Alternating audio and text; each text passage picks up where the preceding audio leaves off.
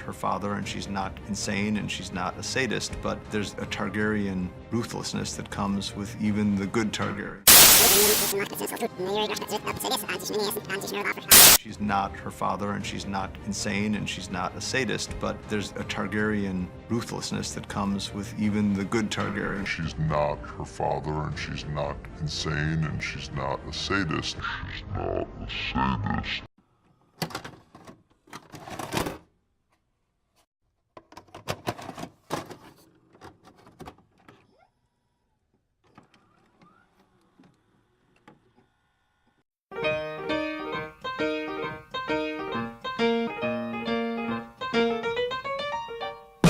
Lannister, Targaryen, Baratheon, Stark, Tyrell.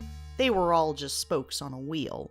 This one's on top, then that one's on top, and on it spins, crushing those to the ground. I'm not going to stop the wheel. I'm going to break the wheel.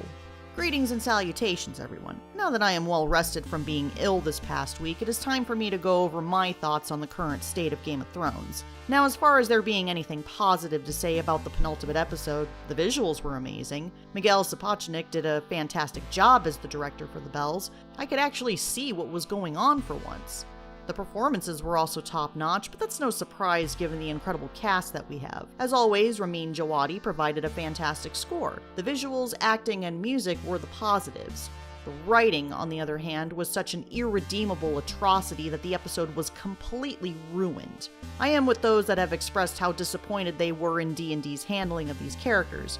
I could go into great detail over how they've screwed up the arcs of Jon, Tyrion, Arya, Jaime, Cersei, and Varys. However, it could take me an eternity to air out my grievances, and I don't have that kind of time, unfortunately. Instead, I will direct you to Lord Doomcock's video going into detail as to how these characters have gone through an incredible journey only to be royally butchered by D&D. Link will be in the description. In this video, I will be discussing my thoughts on the direction of one character in particular, Daenerys Targaryen, and the arguments being deployed in defense of the path that D&D have led her down. I am completely disappointed as to how these once beloved characters are being handled, but for some strange reason I am most appalled by the sudden heel turn of Dany. Don't get me wrong, I'm just as angry over the incredibly sloppy handling of most of the characters as of lately, and I think it's worth wondering whether any of these characters will get a satisfying payoff to their arcs in the final episode. Tyrion Lannister had his genius completely sucked out of him because reasons.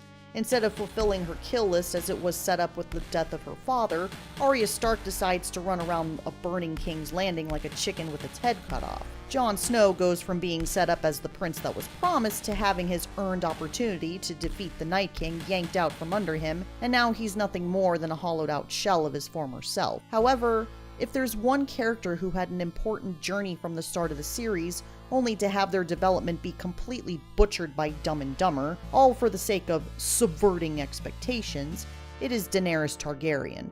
How can one go from being the breaker of chains to the slaughterer of innocent people? Which brings me to the first gripe that I have with the camp that has rushed in to justify this insanely ridiculous 180 on Dany's character. I will be going over a couple of arguments that I have seen the most from that side of the debate. One of them will be broken down into further pieces that is being used in defense. Now, to those of you that are on the side of defending the fate that has been decided for Daenerys, I just want you to know that I do not have anything personal against you. You are well within your right to have your opinions, and I respect that. As that famous saying goes, opinions are like assholes. Everyone has one. I also want you to know that if I come off as condescending, my apologies in advance. I really don't mean any of this in that way at all. That being said, we get to the first argument that I keep hearing. Robert Baratheon was right about Daenerys all along. Now, I have seen this as a meme, and I will admit to getting a little giggle out of it, but there are people out there that are using this to rebut the arguments being made against Dany's heel turn. Okay, so you're going to take Robert Baratheon's word as gospel. The same guy who was completely oblivious to his own wife sleeping with her brother and who had no idea that his supposed children weren't really his? The same guy who, when Rhaegar Targaryen and Lyanna Stark disappeared, jumped straight to the conclusion that Lyanna had been kidnapped? He was so convinced of his preconceived notion that he literally started a war over it. I'm sorry, but Robert Baratheon does not have a great track record of being right about things. Why on earth should this be the one time he guessed something accurately? Now we get to what I've seen as the most frequent argument in defense of Dany's heel turn. Well, there's been foreshadowing for this, you just weren't paying attention.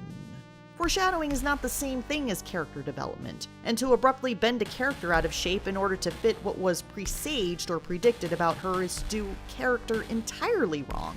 Of course there were hints that Dany might go wrong, being a Targaryen and all, but to follow those hints now means a complete turn away from how her character was depicted and developed for most of the series. It's hard to imagine, say, Season 4 Dany or even Season 6 Dany going full Mad Queen. And just because something is foreshadowed does not necessarily mean it will turn out to be true. Take Cersei, for example. She said a number of ominous things that didn't pan out in the end, like how if it wasn't for her children, she would have thrown herself out the window. Hell, someone actually came up with an interesting fan theory video about Cersei's death, and that quote was used as evidence to back up that theory. And then the show went and literally dropped a load of bricks on that whole idea. So much for that. There is no denying Dany has a streak of ruthlessness. One thing that many on the other side of the debate like to bring up is how she took an unnatural amount of pleasure in seeing her brother tortured right before he died. I would dare to suggest that her feelings weren't unnatural at all. Viserys was an absolute piece of shit that manipulated and abused Dany, and he got what he deserved. Are people seriously trying to make the argument that family is family and you have to accept them no matter if they're toxic? Wowzers. Secondly, I'd like to point out that Sansa also looked like she enjoyed the idea of having Ramsay Bolton torn to pieces by his own dogs. And I don't recall anyone calling Sansa a borderline psychopath for allowing such brutality to be inflicted on Ramsay. Both women were outright justified in their actions, if you ask me. Okay, but what about all those people she had executed, they will say. Hyperbole aside, her decisions were justifiable. The people that she had executed were either scumbags of the lowest kind, i.e. slavers, or prisoners of war who refused to bend the knee. See the fate of the Tarleys. And she's hardly alone in that. Stannis Baratheon had Mance Rayder executed for not bending the knee, and Robert Baratheon slaughtered people by the hundreds when he rebelled. Jaime struck down Dany's father to the complete disapproval of Ned Stark, and even Ned Stark executed a man for betraying his oath to the Night's Watch. Were they all psychopaths, or were some of them justified in their actions? If you're going to set a standard, then unless you want to indulge in hypocrisy, you need to hold all of these houses within the realm to that same standard. I'm certain all of the houses have at least committed one act that could be classified as morally questionable. The executions Dany ordered were not unusual in the world of Ice and Fire, and she never seemed to take much joy in them. If she had displayed any sadistic tendencies, they might have a point here, but she almost always treats it as more of a grim necessity than a source of amusement. She's never gone full Ares before. Then there is Missandei's execution being used as the excuse for Dany snapping and going full Mad Queen, both by fans and by D&D. Is this seriously the argument you want to make? Dany's been through far worse than losing Missandei, and she somehow managed to hold it together after all those times. She didn't go completely out of her mind when Khal Drogo died. Think about that. She lost her own husband and unborn child, yet she still managed to hold herself together. For fuck's sake, she actually let Jorah Mormont live after he betrayed her. She didn't blow up when Ser Barristan Selmy died, or when the Sons of the Harpy rose in rebellion against her and Meereen. She didn't lose it when she lost Viserion. Why in the hell should it be Missandei's death that pushes her over the edge when all these other things couldn't? Unless you're going to make some idiotic argument about sisterhood.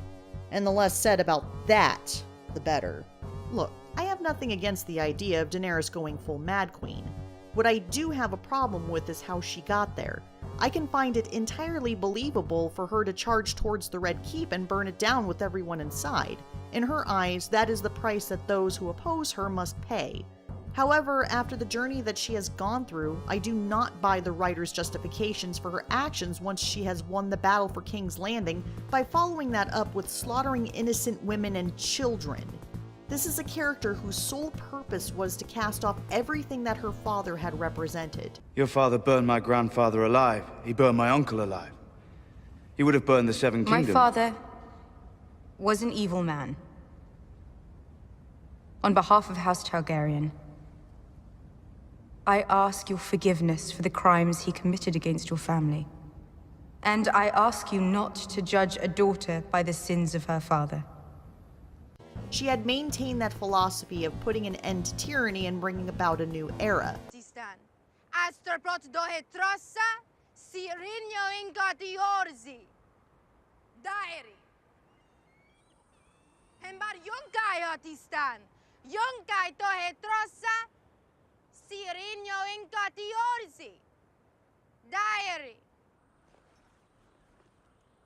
Sesir merinot mastan. Jevi klenunti siksondaor. Jevi klenuntis jemo dot isa. Jevi klenuntis jemo rinja laodisi sosenis. Jevi klenuntis jemo sit meri belma se boteri. Se udrazmiasi. Udrazmi machan daor. Iedereen non machan.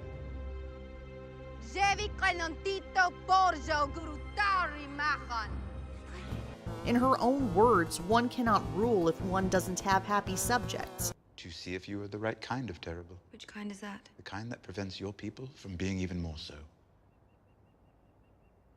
Well, I did reopen the fighting pits. Under my rule, murder will once again become entertainment. Yes, that was wise. Now, on the flimsiest imaginable justification, she has taken the chance of ruling a happy kingdom and flushed it right down the drain, along with her reputation. It's a betrayal of her entire character arc, and it stands as an indictment of D&D's supposed competence as writers and showrunners. How tone-deaf do you have to be to think this makes sense? I know all of us cannot agree on the outcome of the last season, but can we at least agree that the last 2 seasons were way too short? I think Dany's heel turn could have absolutely worked if she'd been given the proper setup to get to that point, but that setup would have needed at least 1 season. On a quick note, I want to address one more example that was used to support the argument that Daenerys' turn to Mad Queen was justifiable. I have seen many throwing around that what was seen in Dany's vision of the Red Keep and ruins was in fact Ash, hence that was another tease of her fate. That is not in fact true, according to the excerpt of this Vanity Fair article. There's been a lot of debate over the years about whether, when Daenerys had a vision of a destroyed King's Landing throne room in the House of the Undying in Season 2, she was seeing ash fall from the ceiling or snow. In other words, will winter come for King's Landing, or will Dany's dragons? This is a vision that exists in the show, but not in the books, so George R.R. Martin's text is no help. But the script clears it right up. Quote, "She looks up. The roof is missing and snow falls from the sky. At the far end of the room, the Iron Throne waits for her, dusted with snow, her dreams made manifest," end quote. Unlike the books, the show doesn't go much for lyrical symbolism, but when it comes to visions, pardon me as I completely messed that up reading it, but it's hard to ignore the implications of that snow on the throne. So, nice try there, folks. Before I close this out, I just want to reiterate this again. If you are watching Game of Thrones at this point solely for entertainment purposes, you are obviously going to view the episode in a more positive light, and if that's the case, I don't hold it against you, but don't piss on my face and tell me that it's raining. In other words, don't come to me and tell me that the writing is the best it's ever been or that it's on par with the earlier seasons. I'm sorry, but I'm not inclined to agree. With that all being said, I'd like to thank you all for listening to my diatribe, and I hope you all have a spectacular day. Until next time, dear friends, this is Cynical Lindsay, signing off.